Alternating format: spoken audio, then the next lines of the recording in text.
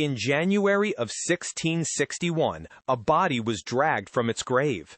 It had been buried for nearly 2 years. It was already decomposing, and it was about to be executed. Not metaphorically, not symbolically, literally.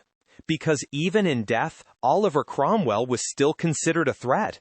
Oliver Cromwell had once ruled England, Scotland, and Ireland as Lord Protector. He was not a king, but he held king-like power. After years of civil war, he helped overthrow the monarchy and approved the execution of King Charles I. That single act changed the course of English history. When Cromwell died in 1658, he was honored as a hero by those in power. He was given a grand state funeral, buried with ceremony, and remembered publicly as the man who reshaped the nation. But history is rarely settled, and revenge can wait. 2 years later, everything changed. The monarchy was restored. King Charles II returned to the throne, the son of the king Cromwell had helped execute. And with the king's return came unfinished business. Parliament issued an order. Those responsible for the death of King Charles I would be punished, alive or dead. Oliver Cromwell was no longer a ruler. He was now a traitor.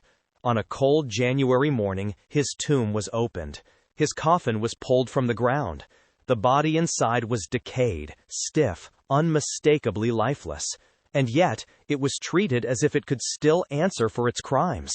Cromwell's corpse was dragged through the streets of London to Tyburn, the city's execution ground, the same place where criminals were hanged. A gallows was prepared, crowds gathered, and Oliver Cromwell was hanged. His body was suspended in chains and left on display for hours, a public act of punishment meant to send a message. This was not justice in the legal sense. This was revenge made visible. Afterward, the executioner removed Cromwell's head.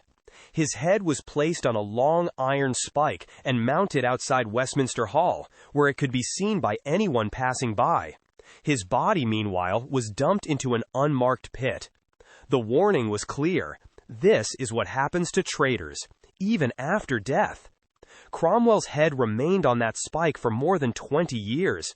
Exposed to rain, wind, birds, and the smoke-filled air of London, it slowly deteriorated. Over time, the spike itself began to rot. Eventually, the head fell, and instead of being buried, it was taken. What followed was one of the strangest afterlives in history. Cromwell's head was stolen, sold, and passed from person to person for centuries. It became a private curiosity, displayed in homes and shown to guests. Some owners claimed visitors tapped on it to confirm it was real. At different points, it disappeared entirely, only to resurface years later in the hands of another collector. The head traveled across England, changing ownership, sometimes hidden, sometimes displayed openly. For more than 300 years, Oliver Cromwell existed as two separate remains. A body lost to an anonymous grave, and a head that refused to stay buried. It became a relic of political hatred, a symbol of civil war, and a reminder that power does not guarantee peace, even in death. Finally, in 1960, the head was quietly buried at Cambridge, no public announcement. No ceremony, no marker, just earth. Oliver Cromwell was never crowned king. But few kings or rulers of any kind have ever been punished so thoroughly. Executed once in life, executed again after death, then displayed, stolen, traded, and remembered in pieces. Some stories do not end when people die. They only grow stranger, and this is one of them.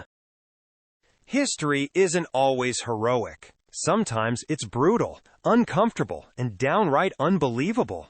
If you like uncovering the stories that don't make it into textbooks, the ones hiding in the shadows, this is WTF History. Thanks for watching, and remember, the past was way stranger than we were ever taught.